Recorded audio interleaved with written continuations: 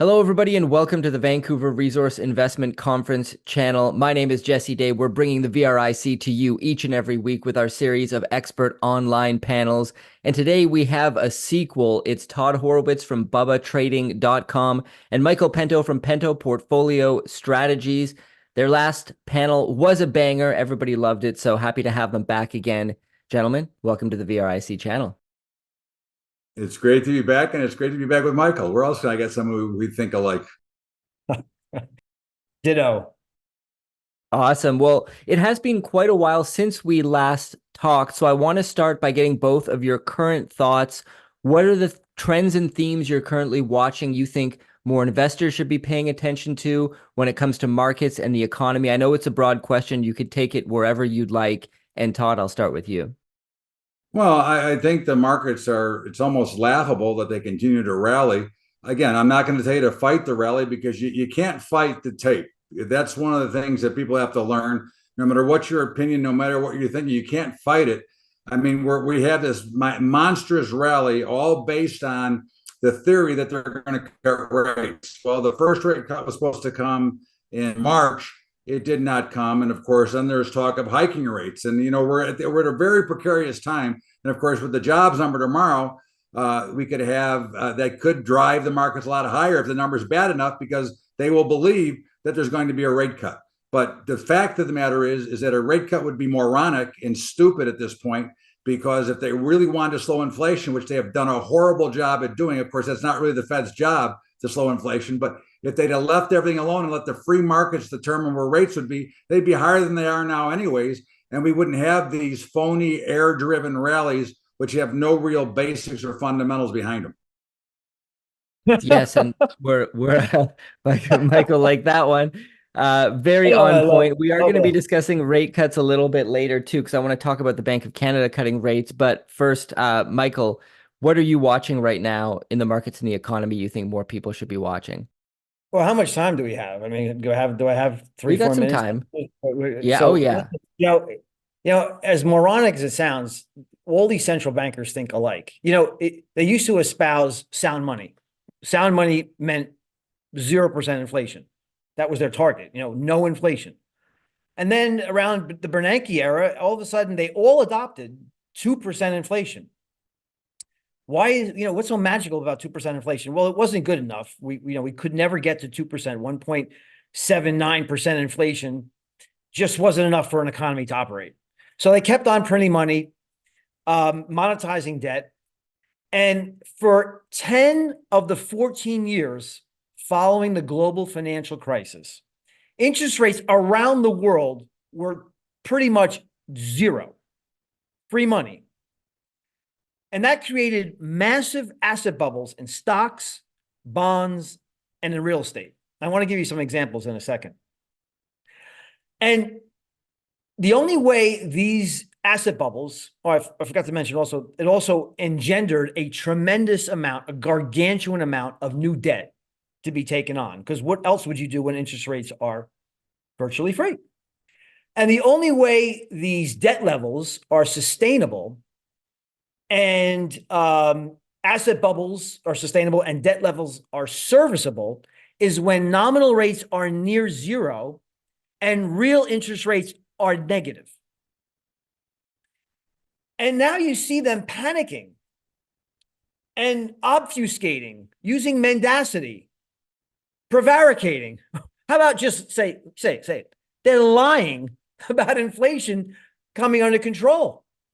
Now, we will talk about the Bank of Canada in a second, but here in the United States, Chair Powell is panicking to cut rates as fast as possible, and he's using the ruse that inflation's under control. Well, inflation's not zero. It's not even 2. It's got a 3.4% reading CPI here in the United States. You're nowhere close to 2%.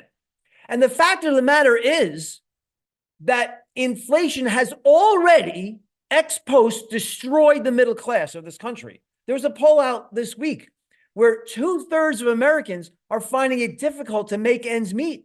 They're suffering financial hardship and financial stress. 2/3 of Americans. So prices need to fall, not go up more slowly Go and click. No, it's not 2%. Like if it's 2%, that's some kind of nirvana. No, it's not 2%. It's 3.4%. In Canada, I think it's 2.7%. I think it was 2.7% in Canada, CPI. All over the globe, inflation's still a problem. But again, it's rising from rates that are. Michael? Yes, go ahead. If I could ask you a question, this is Todd. Would you say, I would say inflation is north of 10 and not 3.4. What would you say? I say inflation was above 20%, and the second derivative of inflation dropped to maybe high single digits right now. So we're kind of the same on accord. But that's not good enough, Todd and Jesse. What has to happen is rates need, asset prices need to fall. Now, let me just tell you, I touched on I want to make sure I just wrap this up. Please give me just 30 more seconds. If asset prices fell to a level that can be supported by the free market, home prices would have to drop 40%. Stock prices would have to drop 40%. There wouldn't be a pension plan solvent in this country. There wouldn't be a bank solvent in this country, or in fact, even globally. And you look at the level of debt, I'll give you a couple examples. Private credit, which are loans to businesses that can't get money from a bank or issue debt. Prior to the global financial crisis, there was $100 billion worth of this so-called private credit. That market is now $1.7 trillion, up 1,600%. Corporate debt is a record of GDP, $13.7 trillion here in the United States. Collateralized loan obligations, which are pools of loans, securitized pools of loans. $300 billion prior to the global financial crisis, now $1.4 trillion today, a 366% increase. This is what I'm talking about. That's why they're panicking to cut rates. And they're going to cut rates. And here's the question. Do they cut them fast enough to preclude this deflationary, depressionary outcome that I foresee happening? If they do, it's going to engender protracted stagflation like we've never before seen. But if they just meander around the edges, on the margins and say, like the ECB did today and cut interest rates by 25 basis points and then stop. Because the ECB actually raised their inflation target for all of 24 and all of 25. And you cut rates because you're trying to keep asset bubbles afloat. So I predict they're not going to do enough in the short term. We're going to have a recession. It's going to metastasize very quickly across the globe. And that's going to make these central banks panic to really get back to ZIRP and really get back to QE and really get back to helicopter money. And then it's stagflation as far as the eye can see. Thank you. Very well said. Mic drop. Here in Canada, I'm visiting right now from Serbia, and prices are just completely insane. You mentioned what the central banks report as being inflation and what actual inflation is. I think it's obviously much higher than 2% here in Canada. And that's a very good point you brought up, that people don't understand that 2% inflation means prices are just going to keep going up at 2% from where they are now, which is ridiculous. They need to come down, as you mentioned. It seems to me there's still a complacency in general, at least amongst the average middle-class person. They are starting to see their quality of life deteriorate. Everything's getting more expensive. I feel there's a little bit of denial for a lot of people. Like they just want to keep living the life they used to live before inflation got this high. And so they're taking on record amounts of credit card debt to kind of maintain that lifestyle. I'm wondering when this all collapses. Like, is it going to take this sort of big recession you're talking about, Michael, for people to actually wake up, realize what's happening? Because I'm here and I'm going, why aren't you people revolting right now? A yogurt is $10 in the grocery store. This doesn't make any sense.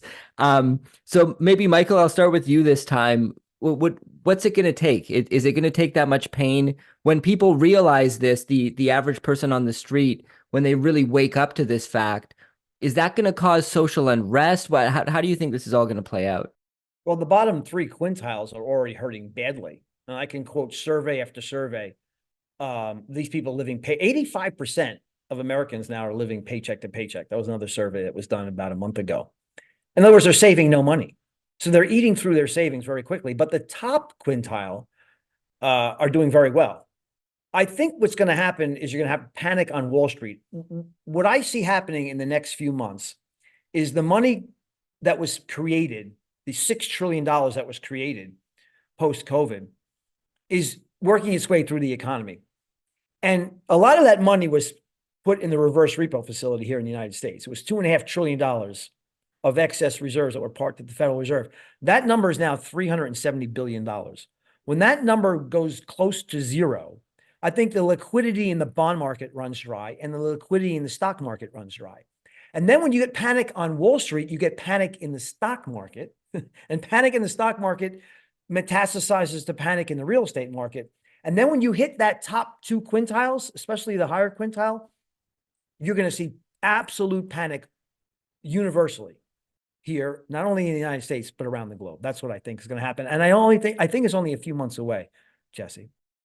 And Todd, what are your thoughts there? Do you concur? How do you feel like the public is gonna react when a recession? I concur. I think you've never. First of all, we've never had. You can't think about the dollar amount because numbers are funny money. You know, that's sort of the Greenspan, the funny money. But when you look at the American, more people are at limit on their credit card debt than ever in history before, and paying the minimum balance. And you know that you can never pay that off.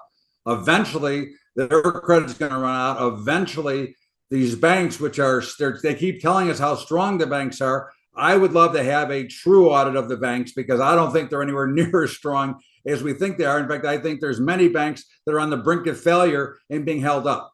The problem that we continue to print money and put money out, plus the fractional banking system, is going to destroy everything that we do. And I think that I don't know that we'll have this solved as quickly as Michael thinks, but it certainly could be. You know, it's the presidential election. Now, of course, in 2008, we did have the major meltdown right before the election, but typically they try to keep it up. And you know that this current administration is doing everything they can to flood in money into the system to try to keep these equities and these markets afloat. I think I'm looking for a 50 to 70% haircut. Again, could it be in a couple of months? Sure, but I don't know that it'll be that quickly, but I do expect it. I think that the wall of cards or the house of cards that we have built here is going to end come tumbling down, and it's going to be a massive panic around the globe. And that's where I agree 100% with Michael. Again, obviously nobody can time these things exactly, but the middle class has been totally destroyed. That we all know. Okay, they have no spending power. And now even the wealthy that went from eating at the very expensive restaurants, they are now frequenting the Darden's chain, which is Olive Garden, other restaurants like that. And of course, they've now stepped foot into Walmart, which have never in the past have they ever stepped foot in the Walmart before. You know, Jesse, there's an explosion of people now paying for groceries on buy now, pay later programs. And that's certainly unique and new. And banks are hiding a lot of their problems because they've taken their loan books, they moved their bonds into something called a held to maturity book. 80% of their bonds are now in held to maturity. So you don't recognize the deterioration of their principal on these assets because they're not available for sale. So why I say a couple of months, no one can get it timing perfect either, but we're measuring liquidity, the difference in the liquidity impulse in the market. Well, you have the Fed still doing QT. Banks are tightening their lending standards. The level of real Fed funds rate is the highest it's been in decades. And the liquidity in the reverse repo facility, which is a measurement of all the excess liquidity that was created post-COVID, is almost gone. So, yeah, you can't get the date and the hour right, but you understand when liquidity dries up, that's when the problems start happening. So I'm on high alert for the summertime. And that's when I think you could start seeing some credit spreads blow out. You can see financial conditions tighten, and that would be a sign to sell, or at least take on some hedges in the portfolio. Right now, I think Todd said the same thing. You know, you can't tell the market what to do. We are Pento Portfolio Strategies are long and strong. We're just not the 60-40 buy and hold cohort of advisors who just say, you don't worry. The market always goes up in the end. So who cares if you take a 50% haircut on your stocks. It'll come back in 5 years. Well, sometimes it doesn't come back in 5 years. Look at Japan and China. Sometimes it takes decades to come back. And who the heck wants to suffer a 50% decline in their assets if they don't have to? Yeah, He's that makes a right. lot of sense. I do want to jump to the Bank of Canada being the first G7 nation whose central bank has begun easing, reducing rates by 25 basis points. They claim inflation is starting to lower. They have the situation more under control. Like I said, prices are already crazy here. I wonder what your thoughts are on the Bank of Canada cutting rates. Do you expect the Fed, other G7 nations to potentially follow suit? And what would the effect of that be on the economy and markets? And Todd, I'll start with you. At first, I think it's ignorant. Okay, I think that they're just totally laughable. There is no, they should not be cutting rates here. It is more of a panic scenario that they are cutting, trying to support the illusion of the mirage that we're trying to live through right now.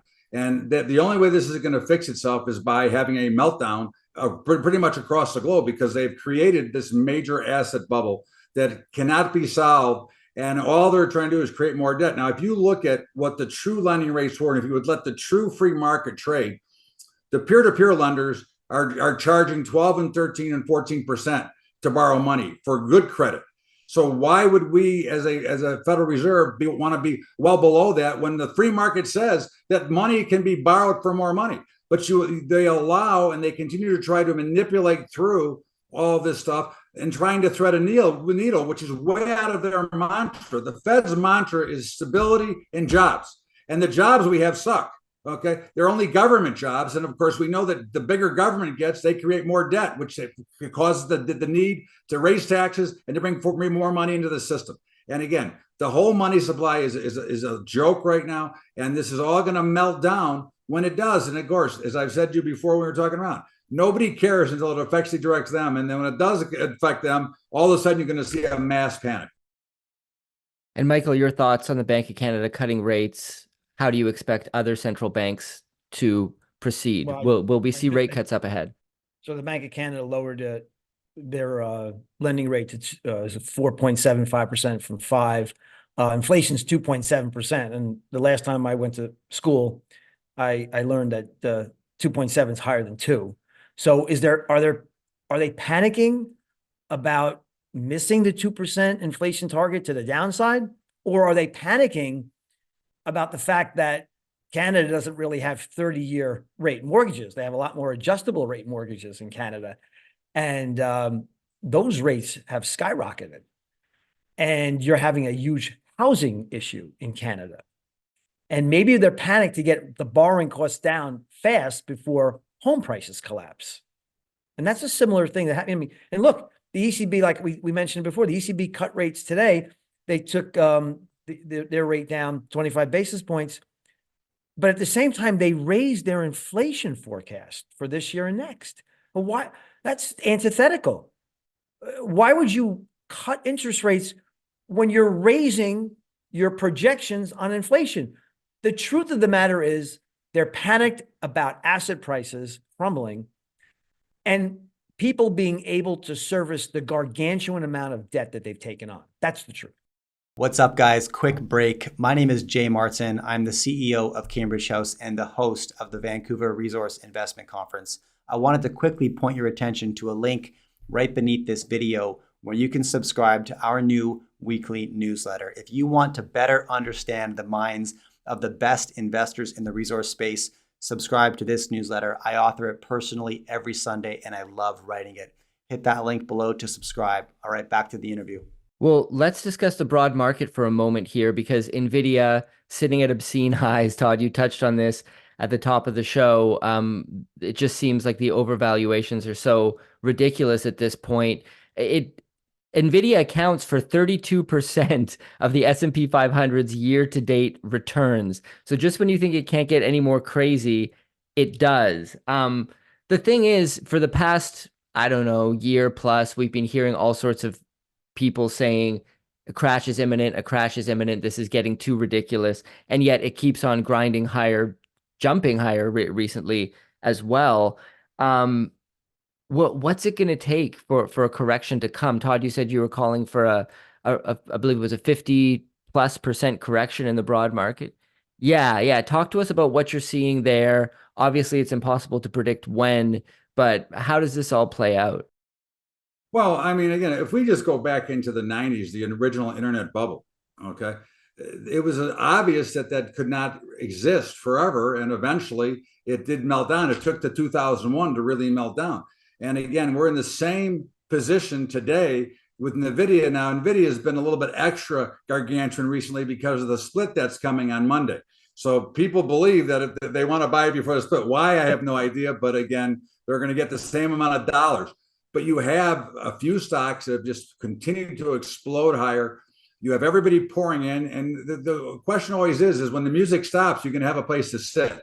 And, this is no different in my mind, in my eyes, than any other bubble we've watched, whether it was the 2008 housing bubble.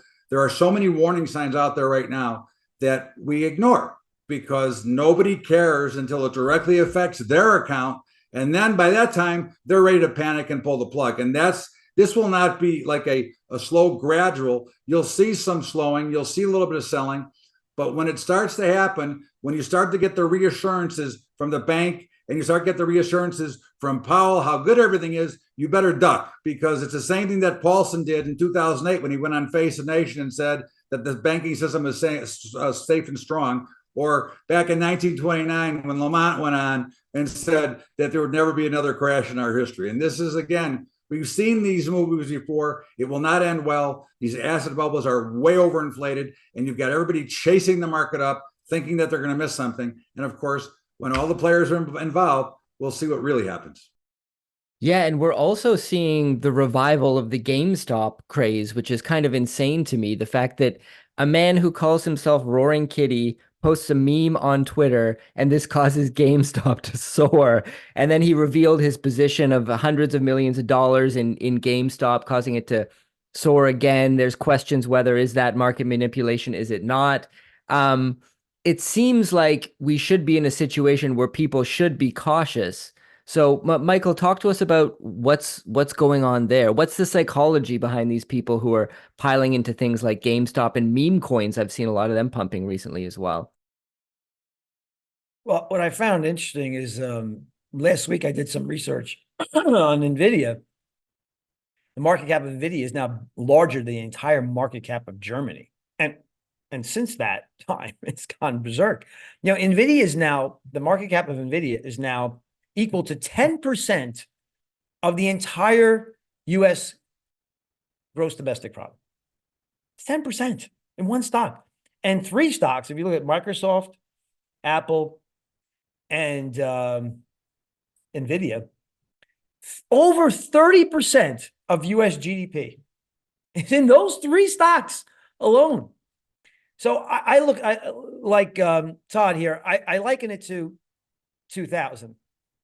So Cisco was the number one company back then, making switchers and routers for the internet. And it wasn't that Cisco was a bad company and that the internet didn't need switches and routers. And it wasn't that the internet was a fake technology, ephemeral, and not a productivity boom, a life transforming invention. None of those things were the case.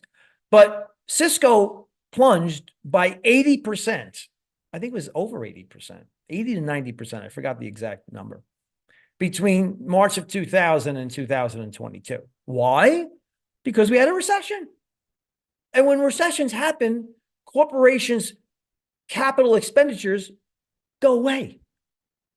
They hoard cash. They lay off people. They try to survive. So NVIDIA's customers will disappear when we have a recession. And that is when I'll buy NVIDIA, not when it's 10% of US GDP.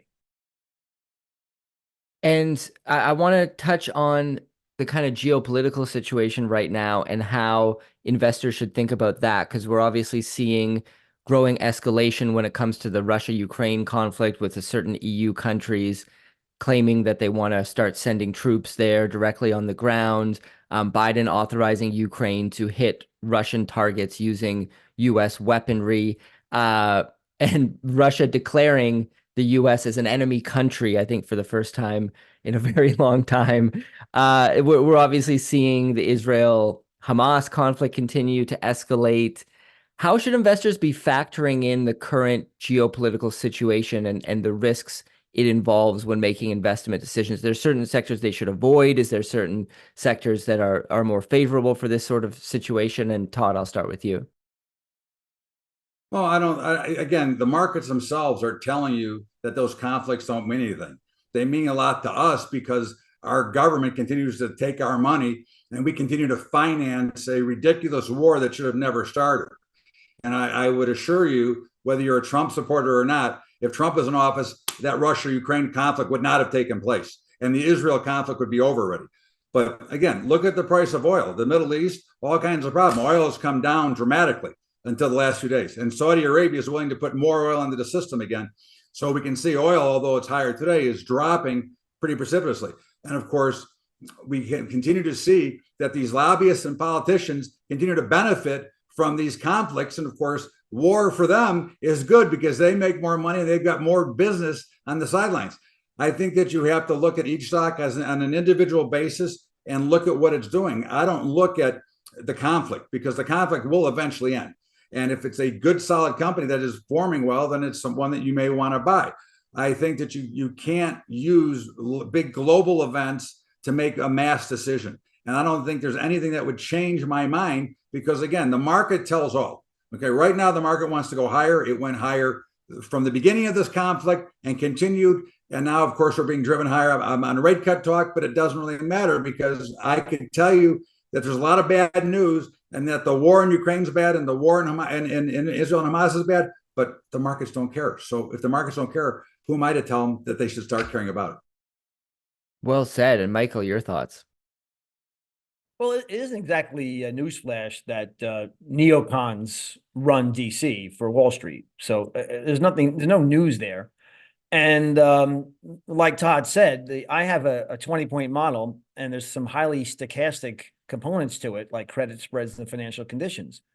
Those things are in the vanguard because there's no secrets out there as far as, when, let's just say, Russia were to invade Lithuania or something like that. The generals know, and everybody profits by, they'll buy gold and they'll start shorting, the the SPOOs, and they'll buy bonds. So there's not going to be a secret out there. And my model picks up when financial conditions start to tighten and when credit spreads start to blow out. So right now they're not. It's actually the exact opposite. So whereas you could say to yourself, well, these things could escalate, they're just not going to happen today. So I have them in the back of my mind. I'm watching them, but I don't invest for them at this moment. Let's talk about the Biden-Harris administration approving $167 billion of student debt cancellation. Elizabeth Warren tweeted, "Americans can keep money in their pockets to save up for a home or save for a time." I can't help but laugh when I'm reading what these politicians are saying. Or start a family. It's good for you. See, it's great what we're doing. So this is clearly a blatant attempt to buy votes. Will we see more of this? And ultimately, who pays for this massive bill? Michael, I'll start with you. Well, when you mentioned this, I don't even want to talk about it because I get so much agita when I hear this. This drives me nuts, and it's such a blatant attempt to buy votes. So this is a contract. You went and you took out a student loan.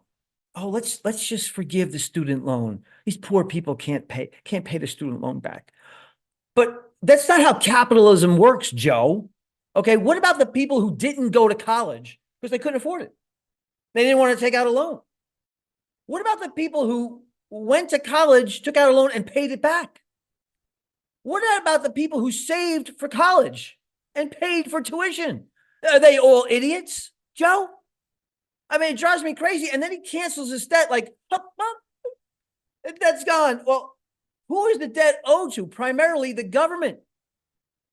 And you cancel that, it just adds to the debt and deficits, and it comes onto the taxpayers. So it's just more inflation. So I mean, it drives me crazy that people, and especially in the mainstream financial news, they're quelling. They're like, "Oh, Joe, he's such a good guy. He's canceling debt for students. What a nice thing. They can't afford it." It's anti-capitalist and it's destructive in the long run for this country. And Todd, your thoughts on the student debt cancellation? Well, I want to know if I can get my 500,000 back that I paid for my two kids to go to school, because I paid for it and I'd like to get the 500 grand back, because why should I not be beneficial to everything else that goes on? I think it's ridiculous, but it just shows you the direction that we're going. We're going either Marxism, communism, or socialism. We are as far away from capitalism as we can possibly be. And this is not what this country was built on. They are trying to destroy every bit of capitalism, trying to destroy every bit of history, so that we can obviously go back and repeat it. Because for those who don't believe in the Holocaust, okay, I have relatives that have tattoos that were in the Holocaust. I have a lot of family members, and I know that it happened. But if you continue to erase history and you try to create new history, and our whole education system from kindergarten all the way through college is totally ridiculous. It's learning how to take a test and not learning about how to really function in a real capitalist system, so that you can go out and earn your way. Because in a capitalist system, everybody's got a fair and equal opportunity. But what they've done now, especially by helping Google and Facebook and putting on special regulations, those two companies will never have competition ever again, because the regulations are too hard to ever get involved in that business. So here we have a government that's supposed to be for everybody, and especially the Democratic Party, which is supposed to be for the little guy, who's paved the roads for the big guy to get richer as they cry and scream the billionaires don't pay enough taxes. You want to take care of that, Joe? Fix the tax code and change it. Then you won't have these problems. But raving debt is ridiculous. It is stupid. And it makes me sad to watch the destruction of this country in my years of watching. I can't stand what they're doing to this once great country, which is now really a banana republic. And Jesse, I just want to say one thing. If this is going to be thought of as something that can make college more affordable, it's asinine. I mean, now if you're planning for college, the 529 plan and save your money. No, everybody now has the same calculation. Just take on as much debt as you possibly can. Everybody should go to college, because college is now free. And when the demand for college goes up, what happens to the cost of tuition? Yes, it's anti-capitalist, it's communist, it's socialist, and it's leading to, and I've written extensively about this, it's leading to this country's devolution into a banana republic. Yeah, and a lot of that happening in Canada and many Western nations, which begs the question. This is something that Jay Martin, host of the VRIC, talks about a lot, which is the decline of the Western Empire, the American Empire, and the other Western nations, the UK, Canada.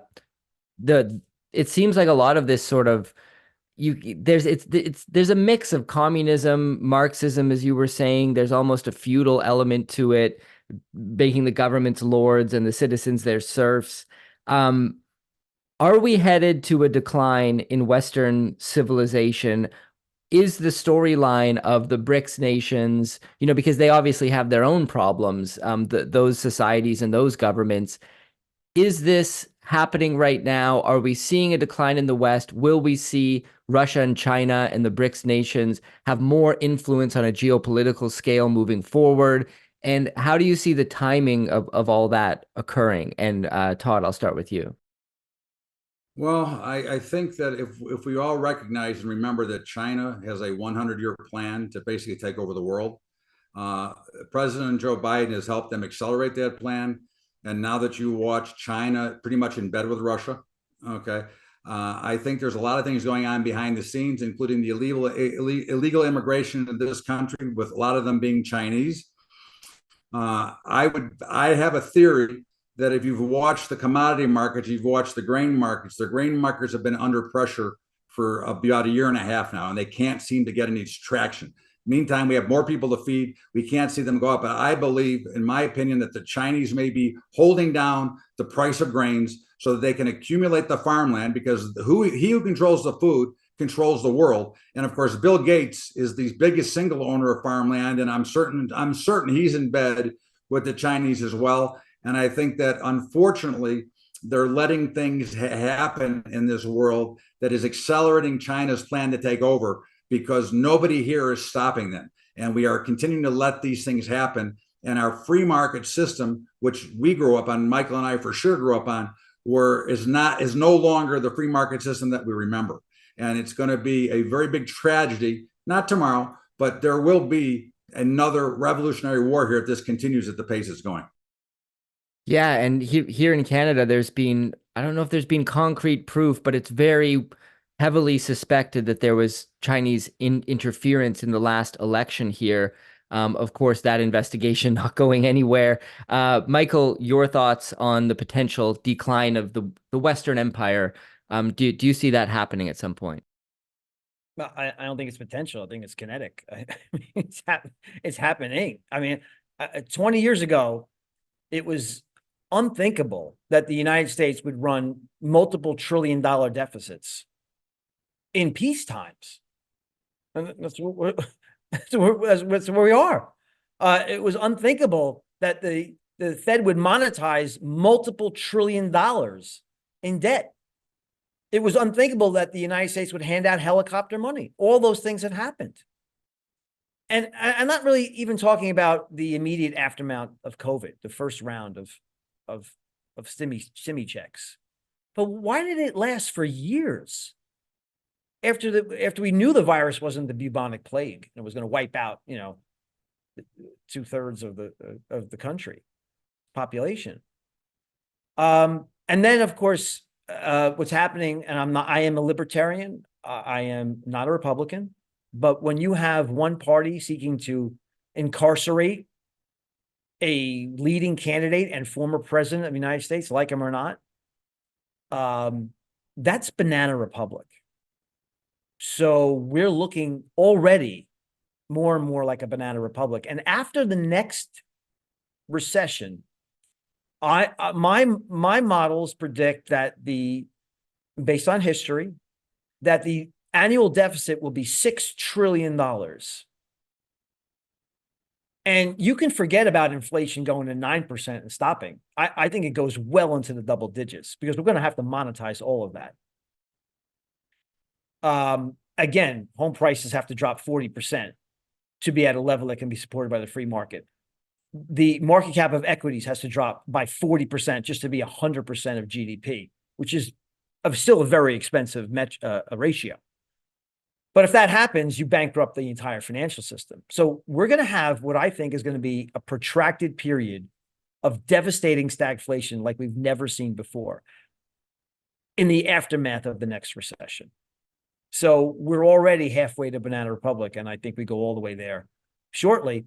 And you can't tell me that's un-American. You can't tell me I'm using hyperbole. I wish I was. I love this country. I wish it wasn't the case.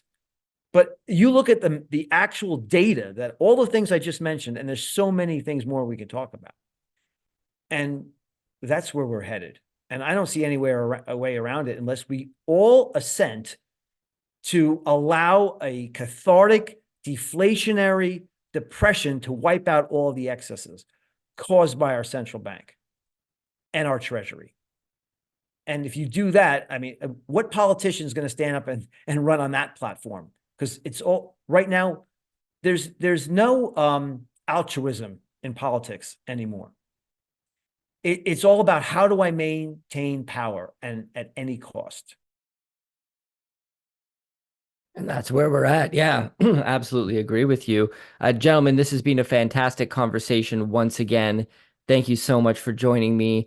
Before I do let you go, Todd, tell us about Bubba Trading, what it is you do there, where people can find that. Bubba Trading, you go to bubbatrading.com. We actually teach people how to hedge. We use derivatives to hedge portfolios to an exact certainty of where your risk is at, allowing you to stay in and go through the times that Michael and I are expecting to happen here. But it's bubbatrading.com, or if anybody has any direct questions, they can email me direct at bubba@bubbatrading.com. Great. I'll put that in the description below. Michael, talk to us about Pento portfolio strategies. So the website is pentoport.com. You can go there and subscribe to a free trial for my midweek reality check. It's 5 weeks free trial. And if you like it, it's $50 a year and you get the data that the mainstream financial media isn't telling you. And I'll give you my opinion on that. And if you're a US citizen with $100,000, I'll invest your money in the inflation, deflation, and economic cycle portfolio. And it's all about, to me, it's inflation, deflation. So during periods of reflation, stagflation, hyperinflation, where do you invest? What stocks do you own? What type of stocks? What commodities? What currencies? What asset classes and style factors? And then on the other side of that, if we're headed for disinflation, okay, what about deflation? That's when stock prices get crushed. That's when you get recessions and depressions. You got to hedge. You got to own cash. You have to own short-term treasuries. You have to own the US dollar, and you have to be able to short the market. So I'm just sliding along that 5-sector scale. And that's what I'll do for you if you want to become a client. Great. I'll put a link to Pento Portfolio Strategies as well in the description below. Gentlemen, thanks once again. Let's definitely do this again another time. Thank you very much. Thank you both.